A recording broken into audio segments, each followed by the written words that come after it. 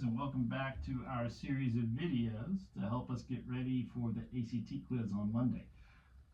We have a question number 7 where a boss is throwing a party for the workers, a social event for the workers in their work group, and the boss distributes 75 snack vouchers to the employees and 30 tickets to the employees. And we want to know what's the possibilities for the numbers of workers, and we also can understand that these tickets are and snack vouchers are evenly distributed. So what does that mean? Well, if we're distributing these tickets and vouchers, we're dividing them up, which brings into the problem the language of division, right? And if we have none left over, and why would we buy extra? We would have to have the number of workers be a factor of 75 or 30, meaning both 75 and 30 have to be divisible by the number of workers. So let's take a look at what this could be. Well, we want to start by factoring these numbers. So 75 is going to be simply 3 times 5 squared, and 30 is going to be 2 times 3 times 5. Now, what are the possibilities? Well, it's got to be factors that they've got in common. Well, we're not buying for a group if it's 1, right? And of course, 75 and 30 have 1 as a common factor too, right? And they would be relatively prime if that was the only common factor. But we so could it be 2? Well, 2 shows up in 30, but not in 75. It could not be 2. Could it be 3? Yes, right? Because 3 shows up in the factorization, so it could be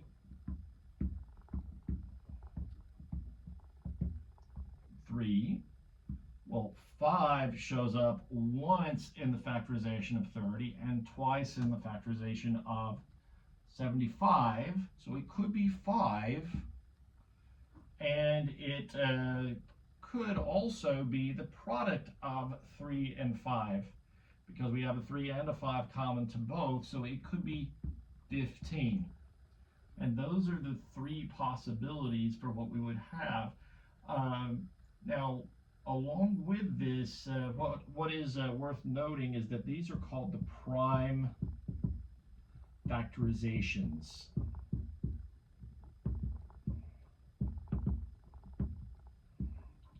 Right there. Those are called prime factorizations because we have written each number as a unique product of primes, and the fundamental theorem of arithmetic guarantees that I can write any number, doesn't matter what it is, any natural number greater than 1 as a product of prime numbers. And we saw why that would be true because we explored a factor tree around this.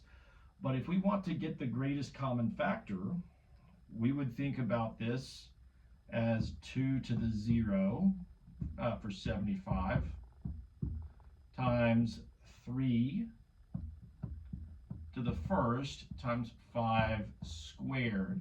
The 0 there just means I have 0 factors of 2 in 75, and 2 to the 0 power would be 1. And then 30, well, that would be equal to 2 times 3 times 5, all to the first power. So if I want to figure out the GCF of 30 and 75, well, that would be the lower power of 2, which would be 2 to the 0, as we would expect because there is not a factor of 2 of 75, times 3 to the first, because there's 1 factor in each of these of 3, and then we have only 1 factor of 30 and 2 factors of 5, 1 factor of 5 and 30 and 2 factors of 5 in 75. So therefore, only one of these is common, and we have an extra factor of 5 in 75. So we only take the lower power. So the greatest common factor of 30 and 75 is 15. Now you won't need to show this on the test, but if I was to factor something like x, y, z plus yz squared, what we're doing with this is we are going to look for the greatest common factor. And we do it exactly the way we looked for the greatest common factor right here. So what do we notice? We have an x in this one, but not in that one, just like how we had a 2 in this one and not in that one. So we don't have any x's in common between those two terms. If I take a look at it, just like the 3's, I had 1 3 in one and 1 3 in the other. I have one factor of y in the first one and one factor of y in the second term. So I do have a y in common.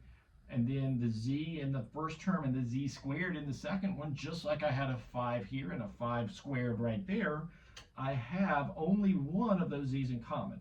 But I do have a z in common. So I would be able to rewrite this as xyz plus yz equals the common factor yz placed in front of x, which is what we have left after we remove the common factor of yz, plus z, which is what we have left in the second term when we have the factor yz. And if we multiply backwards and we distribute the yz back, we would have xyz as the first term and then yz squared as the second term. So this is the link between number theory ideas and algebra.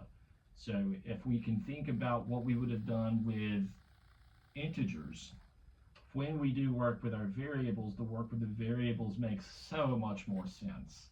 So that's why I wanted to build a little bit off of this problem. Now on exam day, you do not need to do any of this prime factor, this bit of factoring here. So that is separate. You also don't need to do the greatest common factor. All you need to do is justify that these two numbers are divisible by 15 and not divisible by any of the other answer choices. And that is the point that would get you full credit. So if you understand that both the number of snack vouchers and the number of tickets have to be divisible by the number of employees, and you show that only 15 worked, then you get the full credit. So does that make sense? So I hope that makes sense to you. And that's all I'm looking for is the note that 75 and 30 are both divisible by 15. Thanks for watching.